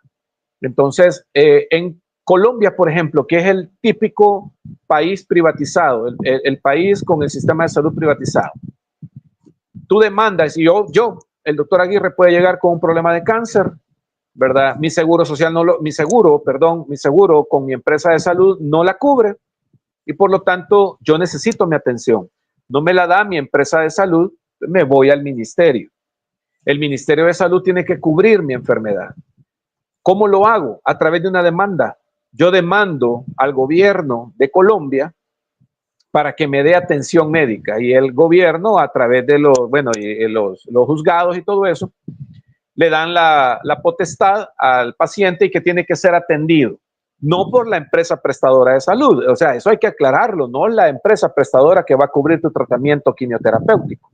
Es el Ministerio de Salud que lo tiene que cubrir y por lo tanto pasan a ser categoría Z, Y, X o Z, ¿verdad? Esto es lo único que tiene el ministerio para darle. No, pero eso ya me lo dieron y no me funcionó, pero esto es lo único que tenemos. Y entonces lo preparan para fallecer. Eso es lo que sucede en Colombia en este momento. ¿Y cuál es el problema? ¿Cuál es el problema? Que lo que nosotros queremos evitar es que la salud se vuelva una mercancía. ¿Sabes quiénes están protegiendo en este momento que no haya cambio de sistema en Colombia? Que siga la privatización de la salud. ¿Sabes quiénes son? Lastimosamente son los médicos. Claro, los médicos que están en la capital, los especialistas y subespecialistas que ganan 35,000, 40,000 dólares al mes. Ellos son los que están defendiendo la privatización. Y eso a nosotros nos duele y es lo que no queremos ver acá. Imagínate si ahorita hay mercaderes de la salud porque yo no lo puedo negar, yo sé que hay mercaderes de la salud. Cuando esto se privatice va a ser peor. Y eso es lo que tenemos que evitar. Ah, no, es que papá Estado va a salir diciendo quiénes sí, quiénes no pueden volverse mercaderes de la salud. No se trata de eso, se trata de evitar llegar a esa pauta. Y es lo que no queremos en este momento. Y por eso estamos luchando por eso. Porque sabemos que en el momento que se le ponga el signo de dólar a la cara de la persona, en ese momento se va a dejar de tratar como persona y va a ser una mercancía a la que se le va a exprimir hasta el último dólar que va a dar la aseguradora, que va a dar la empresa de salud. Y entonces vas a ver tu diagnóstico, pero diagnósticos a morir. Hoy una persona tú la diagnosticas con diabetes. Ahí vas a ver diabetes, neuropatía diabética, gastropatía diabética, vas a ver pie diabético y además es hipertensa, además es hipotiroidea. Y ahí le van a brotar a las personas los 1000 diagnósticos. ¿Por qué? Porque cada diagnóstico significa dinero, porque usted está tratando a una persona delicada y ese trato de una persona delicada cuesta dinero y eso es lo que hay que evitar acá. Y por eso es que es nuestra lucha. Nuestra lucha es para que, sí, los trabajadores tengan un salario digno, pero también que la persona, o sea, la población tenga el derecho de una atención digna también. Y no se ve aquello como mercancía. La relación médico-paciente ahí se fractura. Y ahí es relación empresario y mercancía. ¿Sabes? Una vergüenza. Yo creo que por aquí tengo ese libro. Me regalaron un libro allá en Colombia. ¿Sabes cómo se llamaba? El médico empresario. O sea, allá le preparan al médico ser empresario. Imagínate. Eso es lo que tenemos que evitar acá. Eso es lo que tenemos que evitar acá. Y por eso es nuestra insistencia en que el sistema no se modifique. El problema de nuestro sistema aquí ha sido la corrupción, Franklin. Eso tiene que tener clara la población. La corrupción, que los negocios se han dado y se han repartido entre cheros desde siempre. Eso ha sido desde siempre, todos los gobiernos. Aquí no hay gobierno que se salve. O sea, ha sido un entrego a Michero. Michero tiene una, bueno, yo mando a decirle a Michero que ponga una farmacéutica, ¿va? Y entonces ahí te voy a dar el negocio a vos. Y eso es lo que ha pasado en todos los gobiernos y es lo que sigue pasando todavía. Entonces esas cosas son las que tienen que cambiarse, pero no el sistema. El sistema privado ya demostró que no funciona. Ya lo demostró. Entonces, ¿para qué insistir con eso? Este sistema que nosotros tenemos es un sistema mixto que puede sobrevivir y puede tener un equilibrio importante. Y sí, cuando vaya, imagínate solo cuánto crees que cuesta tú instalar el laboratorio de trasplante de médula ósea. Trasplante de médula ósea se utiliza para pacientes con un tipo de leucemia o linfomas y un tipo ya caracterizado de este tipo de enfermedades. Aún algunos mielomas, que son cánceres, pueden también beneficiarse de trasplante de médula ósea. Cuesta ponerlo aquí en el país, cuesta 3.8 millones de dólares. No nos pasamos de 4 millones. ¿Cuánto han invertido en este momento en las farmacéuticas? 5.8 millones. ¿Sabes cuánto le cuesta a nuestros pacientes que tienen que hacerse un trasplante renal? El más barato, $100,000. ¿A dónde van? Allá a Colombia. Porque Colombia es el que cobra más barato, $100,000. El Seguro Social les da $25,000 porque eso ya es regla. Ellos tienen que conseguir $75,000. Imagínate, $75,000 para poder hacerse el trasplante de médula ósea. ¿Cuánto le cuesta al país? Vaya, y si quieren hacer ahí la fusión del Ministerio de Salud y el Seguro Social, vaya, que el ministerio ponga 2 millones o 1 millón y que nosotros pongamos los otros 2 millones, ¿me entiendes? Y entonces, porque como trasplante de médula ósea no le haces a diestra y siniestra, sino que son casos escogidos y tiene que irse haciendo de forma paulatina, no puedes hacer el montón de trasplantes de un solo, sino que tiene que hacerse de forma paulatina. Entonces, tú empiezas con un tipo de trasplante y de ahí te expandes según cómo vayas teniendo los pacientes. Entonces, vaya, ahí se puede hacer un trabajo en conjunto, Ministerio de Salud, Seguro Social. Pero no, o sea, al final no es el objetivo realmente beneficiar a la población. El objetivo es de dónde se saca ganancia y ese es el problema. Eso es lo que tenemos que evitar. No, yo veo una situación complicada, veo al gobierno o a los funcionarios de gobierno escondiéndose y eso preocupa más. No sé si esto, yo francamente, este tema del doctor SB, no me respondió si había algún colegio médico, alguna instancia de salud que haya validado eso. No, una instancia, sí, vaya, ni siquiera la de ellos, pues, porque vaya, ahí tenés el Consejo Nacional de Especialidades Médicas, ¿sí? Vaya, tenés el Consejo de Especialidades Médicas, tenés el Consejo Superior de Salud Pública, tenés la Superintendencia de Regulación Sanitaria. Ninguno de ellos ha salido avalando doctor SB. Desde ahí ya te respondes. O sea, ni siquiera ellos mismos han salido avalando al doctor SB.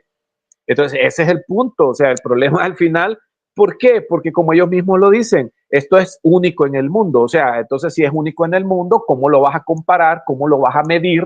¿Cómo vas a poder establecer un antes y un después? No lo puedes hacer hasta que pase la prueba suprema. Que la prueba suprema aquí es el tiempo, pero claro, no 2 semanas, ni 3 semanas, ni 3 meses. A las pruebas tú tienes que darles 1 año por lo menos. Entonces nosotros no podemos hablar de éxito o fracaso de una política si no les da claro.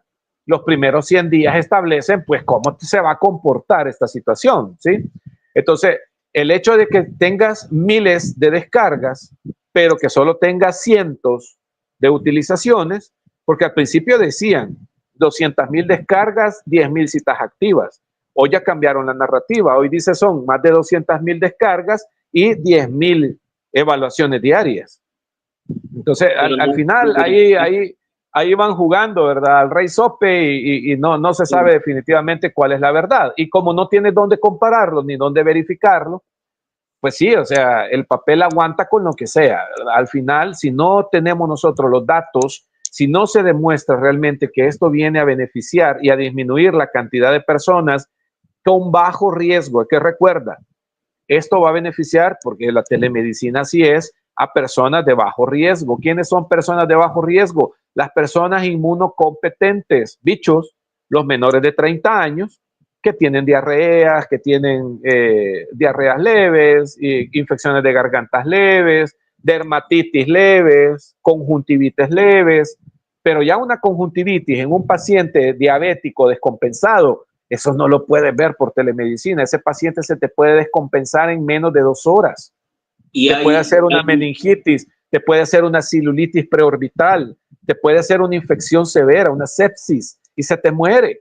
¿Me entiendes? Más te vas a tardar en ir a traer el medicamento a farmacia que en ese paciente se termine complicando. Entonces, no lo puedes hacer. Por eso te digo, o sea, ya todo eso sí ya está estudiado. O sea, eso ya está más que estudiado. Ahí ya no hay nada, no hay algo nuevo que hablar.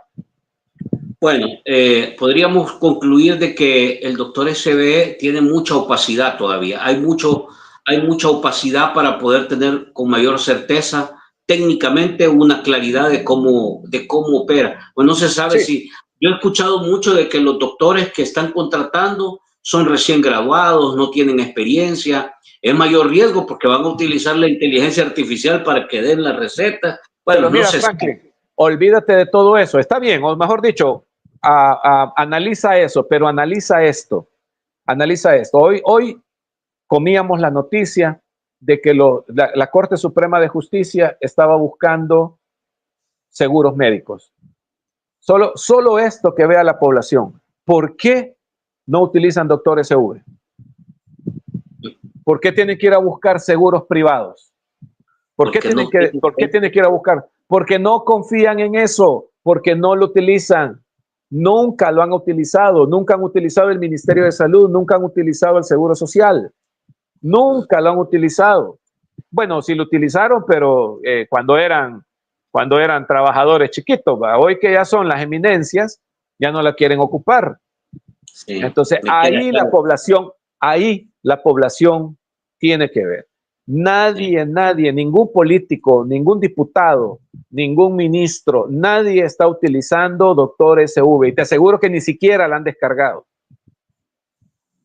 Es lo mismo que pasó con el Chivo Wallet y el Bitcoin. Nadie cobraba en Bitcoin.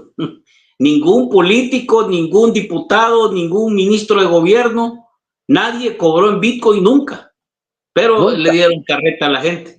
Doctor, para cerrar, ¿cómo va Conadesa y cómo CONADESA está contactando con otros sectores afectados por este bache del tema de salud. Claro, ahorita vamos viento en popa, vamos trabajando, se está diseñando en este momento la estrategia para poder incorporar más documentación al Plan Nacional Multisectorial de Salud. En estos próximos días vamos a lanzar nosotros la convocatoria de forma digital también y de forma presencial para que las organizaciones envíen también sus comentarios, envíen también participen de forma activa en la formulación de este plan. Va a ser algo bien interesante. En los próximos días vamos a lanzar esto, vamos a hacer una presentación al respecto de esto y seguimos convocando a las organizaciones que se sientan identificadas con el tema de salud.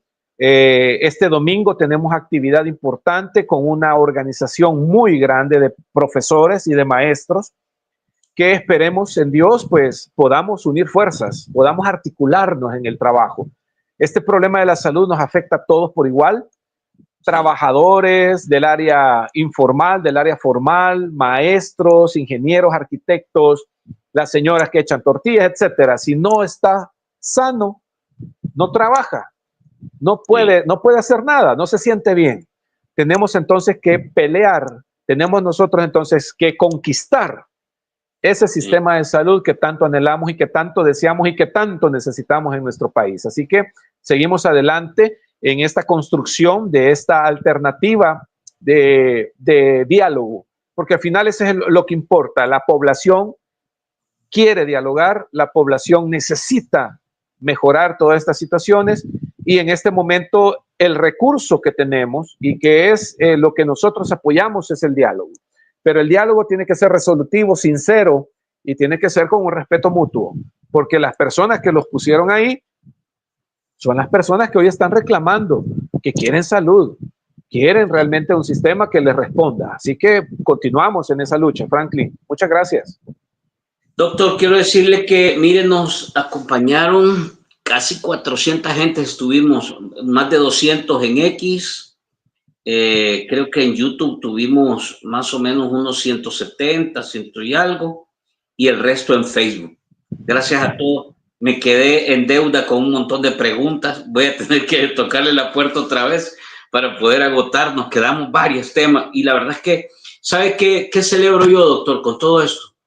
Es que nos está permitiendo concientizar a la gente, a la población, de la importancia que tiene la salud. Lastimosamente, lo hacemos hasta que ya la situación, hasta que el moribundo ya está en los últimos días. Pero la gente debería estar más pendiente de todo el sistema de salud. La verdad que claro. Sí, yo eso lo celebro porque me parece que podemos educar, orientar, informar, formar a la gente sobre esto. Le agradezco, doctor.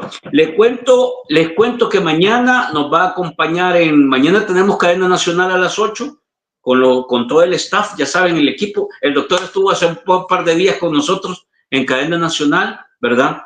Mañana nos va a acompañar Ingrid Escobar y vamos a hacer un balance del cierre de año sobre 2 temas. Imagínense de qué vamos a hablar mañana, doctor. Vamos a hablar de la situación con la que cierra el tema carcelario el país.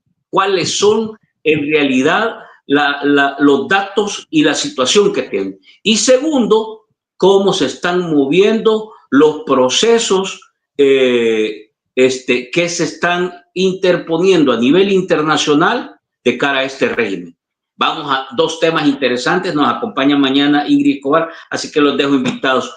Gracias, doctor. Buenas noches. Fuerte abrazo. Un fuerte abrazo, Franklin. Fuerte abrazo a todos también. A protegerse contra la malaria. Cuidado. Mire, doctor, así rapidito. ¿Y qué pasó? No hubo implementación de nada, ¿verdad? La vez pasada pues no ha habido.